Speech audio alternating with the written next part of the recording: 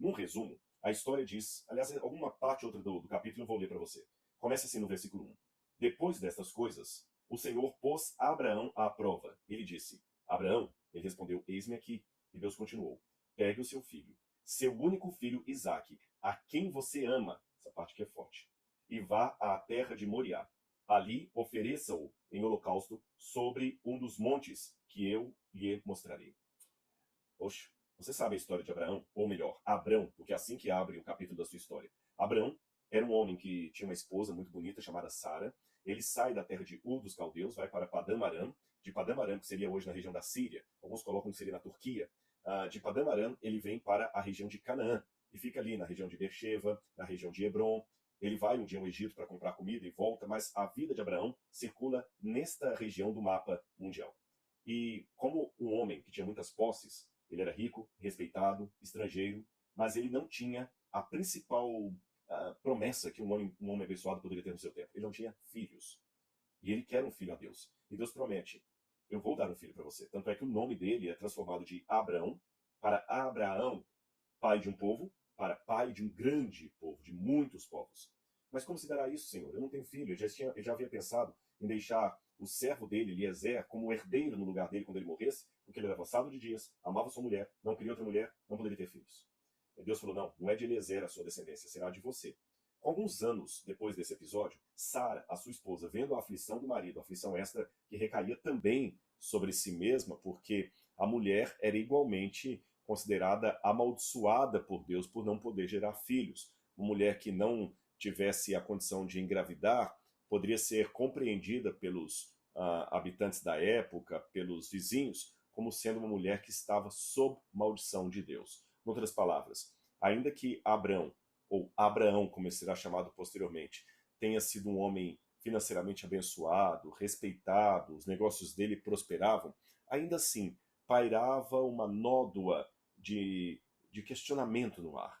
Por que esse homem e essa mulher não têm filhos? Se eles são tão abençoados por Deus, alguma coisa tem aí. Ou como dizem lá em Minas, nesse mato tem coelho. Foi nesse desenrolar da história que um dia Sara, num afã de desespero, quem sabe, de grande dor por ver o sofrimento do marido e dela mesma, falou, Abraão, eu tenho uma solução legal para você. Quando eu digo legal, é porque há documentos de Alalak, Mari, Eshnuna, Nuzi, o próprio Código de Hammurabi, são documentos legais do Antigo Oriente Próximo que também formavam os usos e costumes, a ética e a moral da época dos patriarcas. E num desses documentos estava prescrita ali a regulamentação que se um homem não pudesse ter filhos com a sua esposa, porque é interessante, os documentos sempre partem do pressuposto que a estéril é a mulher, nunca o homem.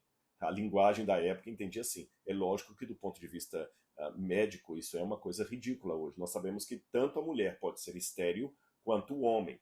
Mas pela cultura patriarcal de então, normalmente quando um casal não tinha filhos, a culpa recaía sobre a mulher que não poderia dar filhos ao homem. Bom, nessa situação, ela falou, eu tenho uma sugestão para você. De acordo com esses códigos legais aqui, você pode ter aquilo que no século XXI nós chamaríamos de uma barriga de aluguel. Sabe quando um casal tem dificuldade de engravidar e tem todo um debate ético sobre isso também? Será que a ética cristã concorda com isso, não concorda? Mas isso seria tema para um outro vídeo. O fato é que muitas vezes um sêmen é colocado num laboratório, banco de sêmen, também de óvulos, e ali eles podem fazer uma inseminação artificial fora do útero e colocar no útero da mulher ou ainda numa barriga de aluguel. Eu estou colocando a barriga de aluguel aqui porque é um paralelo mais próximo daquilo que a legislação permitia ser feita na época de Abraão. Se o homem tivesse a mulher, ela não desse filhos para ele, e ele a amasse a ponto de não querer dar-lhe uma carta de divórcio ou de repúdio, o que ele poderia fazer? Ele poderia pegar uma empregada, desde que a mulher concordasse, fazer filho na empregada. Na época não tinha fertilização in vitro, tá bom? Eles não poderiam ir ao laboratório e pegar o espermatozoide dele ali, o sêmen dele e fecundar na mulher. Não existia essa tecnologia moderna. Ele teria que ter relação sexual com ela, depositar nela a sua semente,